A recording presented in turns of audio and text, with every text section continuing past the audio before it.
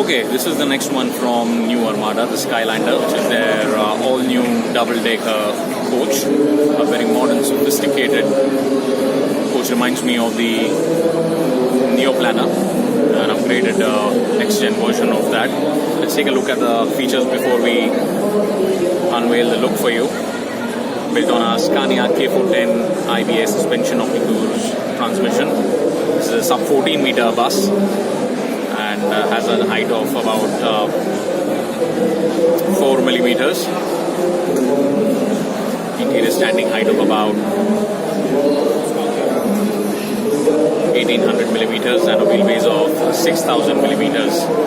What is attractive about the bus obviously is the stickering, which I will show in a bit. If I can in fact just pan in to show you the stickering that I refer to, so that you can immediately connect with why buses in this part of Asia are attractive. Bright and glossy finish.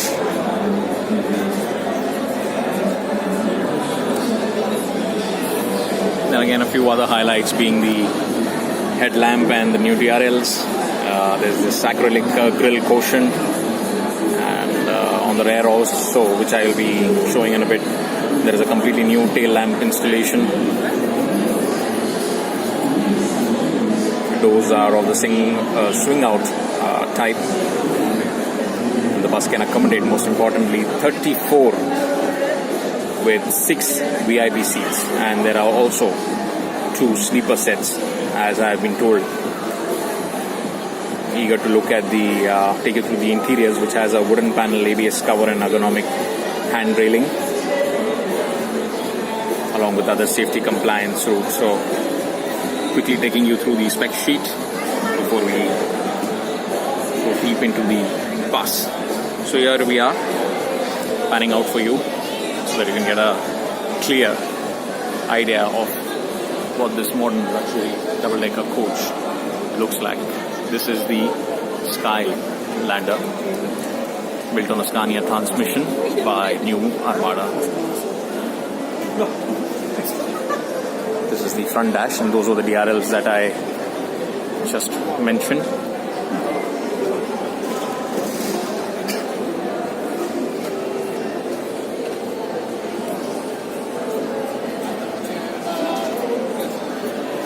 Goes all the way to the top.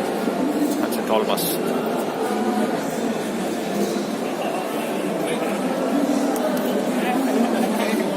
So here we are at the driver cabin. You can see there is space for one additional person besides the driver. Let me take you closer to the instrument cluster. Luckily it's switched on at the moment. Hard to control external factors in an expo-like environment. Have to negotiate the huge crowds, because the exhibition on the same day has also been thrown open to the public, so pardon any people photobombing the frame. As you can see, the bus has run close to 585 kilometers. It's clocked about close to 600 kilometers.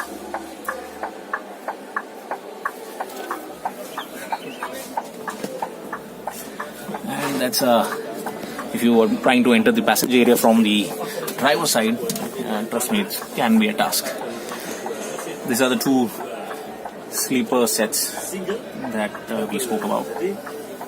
And once you cross these, an even narrow entrance, and it would be a better idea to walk out of the bus and take you from the other side.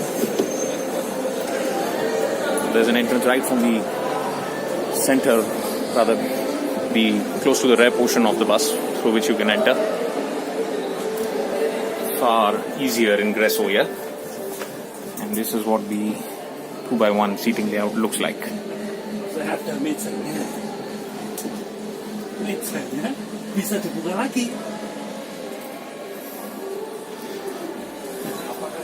You have a nice coffee machine, tempting me for a nice hot cup of coffee, with a mini refrigerator and another swing out exit door.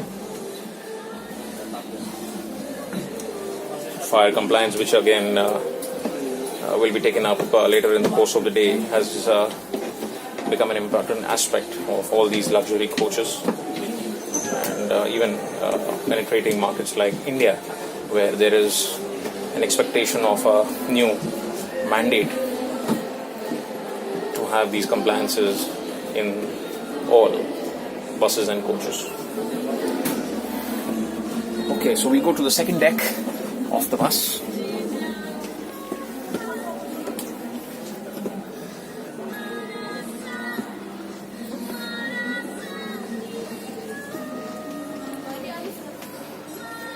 This is where the majority of the commuters can be seated. Front half of the bus in a 2x2 layout that extends right till the back. Ample of add-ons like the leg rest, air vents, and recliner seats covered with folding grips.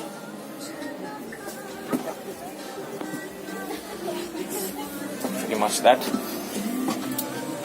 Increasingly, as people are drawn towards public transportation, these luxury coaches are expected to play a major role when it comes to intercity travel.